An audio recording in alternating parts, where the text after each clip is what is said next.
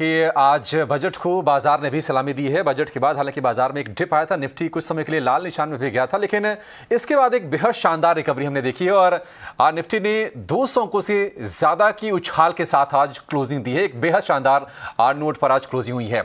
आज का बाजार कैसा रहा, कैसा कारोबार हुआ, कौन से शेयर चढ़े हैं, कहां पर ज्यादा एक्शन रहा, यह पूरा अपडेट दे रहे हैं हमारे सहयोगी डिम्पी कालरा। बजट 2022 के अंदर ऐतिहासिक रहा और कई मानों में कैपेक्स को लेकर सरकार ने काफ़ी बड़ी घोषणा की और बाजार दो हिस्सों में बंट गया।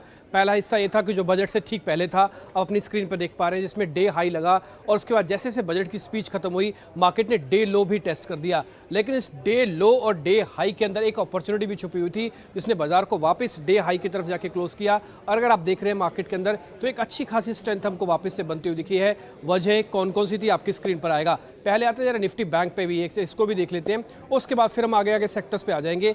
आप निफ्टी बैंक पे भी देखेंगे, यहाँ पर भी हम पहले डे हाइज बनाया, उसके बाद हमने डे लोस टेस्ट किया और उसके बाद हमने क्लोजिंग जाके करी है करीब 1.5% ऊपर जाके। लेकिन निफ्टी और बैंक निफ्टी दोनों के अगर चार्ट देखेंगे तो आपको ज्यादा स्ट्रॉन्ग निफ्टी दिखेगा। इंडिया विक्स वॉलेटिलिटी इंडेक्स जिसको हम कहते हैं, आज ये 9% के आसपास टूटा इंडिया विक्स, यानी कि करीब अभी 20 के नीचे आ चुका है। जो बजट की वॉलेटिलिटी होती है, जो बजट का इंपैक्ट होता है, वो काफी हद तक निफ्टी ने और बैंक निफ्टी ने आज कुछ हद तक डल कर दिया। आप देखिए इसके अंदर किसी तरह की कोई रिकवरी नहीं आई। डे हाई बनाने के बाद डे लो पे हमको इंडिया विक्स भी दिखा। बाजार को किसने मजबूती दी, कौन स्ट्रेंथ दे रहा था आज मार्केट्स को, वो था मेटल्स। ऐतिहासिक, क्योंकि सरकार ने जो कैपेक्स अनाउंसमेंट की है उसमें सीमेंट और मेटल कंपलसरी आइटम है, इसलिए मेटल्स के अंदर हमको जोरदार तेजी आती हुई दिखी। एक खबर ये भी आई थी कि हो सकता है कुछ ड्यूटीज को वापस लगा दिया जाए कुछ सेलेक्टिव मेटल प्रोडक्ट्स पे, लेकिन उसका कुछ खास असर नहीं आया, बल्कि मेटल्स तो डे हाई पे बंद हुए। टिपिकली निफ्टी फार्मास्यूटिकल्स भी, ये शेयर भी काफ़ी ज़ोरदार चले, क्योंकि सरकार ने ये अनाउंसमेंट की है कि आगे चल के वो इंफ्रा को भी बूस्ट करेंगे हेल्थ का, और इसका बड़ा बेनिफिट मिलेगा। वैक्सीनेशन की ड्राइव की बहुत बड़ी तारीफ हुई और तालियों की गड़गड़ाहट के साथ सदन गूंजा भी, और करीब 2% ये जाके डे हाइस पे जाके बंद हुआ ये इंडेक्स भी। आईटी इंडेक्स, टिपिकली इसको हेज इंडेक्स माना जाता है। अगर आप देखेंगे तो दो जो मैंने आपको पहले इंडेक्स दिखाया, फार्मास्यूटिकल्स और जो मेटल्स का इंडेक्स था, लेकिन आईटी के अंदर था स्विंग ट्रेड। डे हाइज लगने के बाद डेज लो और उसके बाद फिर से डे हाइज पे जाके हम बंद हुए। ये टिपिकली भारत की ग्रोथ को वापस से दर्शा रहा है और आज बैंक निफ्टी और आईटी दोनों की ग्रोथ हमको अच्छी आती हुई दिखी है। लेकिन अगर आप बैंक निफ्टी के हिसाब से देखेंगे तो इसके दो कंपोनेंट होते हैं, पहला निजी बैंक, दूसरा सरकारी बैंक। सरकारी बैंकों का खेमा उतना अच्छा नहीं था, इंडेक्स के लिहाज से करीब आधे % नीचे भी जाके बंद हुआ और इसने डेज लो से रिकवरी तो दिखाई, लेकिन उतनी शार्प रिकवरी नहीं थी कि डे हाइज को ये पार कर जाए। वजह बिल्कुल साफ थी, बहुत ज़्यादा उम्मीदें थी कि सरकारी बैंकों को लेकर सरकार कुछ मेजर अनाउंसमेंट कर सकती है, लेकिन ऐसा कुछ होता हुआ नहीं दिखा।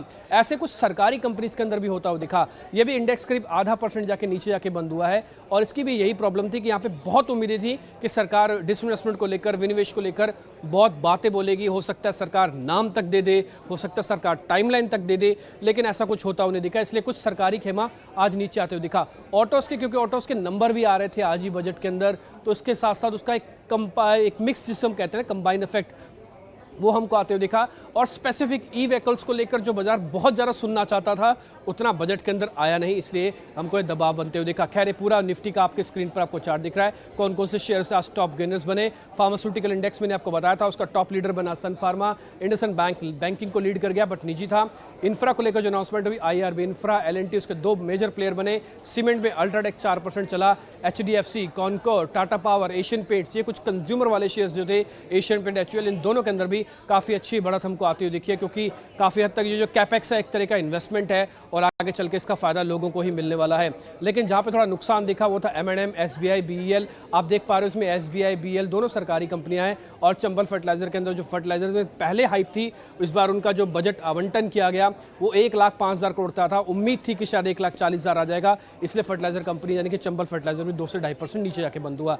ये था मार्केट्स का हाल। तो जो मिडिल क्लास, ऑलराइट, तो ये तो था मार्केट का डिटेल में समझाया। बहुत बहुत शुक्रिया डिम्पी ये सारी डिटेल्स शेयर करने के लिए। लेकिन चलिए अब आगे बढ़ते हैं और बजट पर काफ़ी सारे एक्सपर्ट्स का और दिग्गज मार्केट के व्यूज़ भी यहाँ पर निकल कर आ रहे हैं। और ऐसे में वित्त मंत्री निर्मला सीतारमण के बजट के बाद ET नाउ के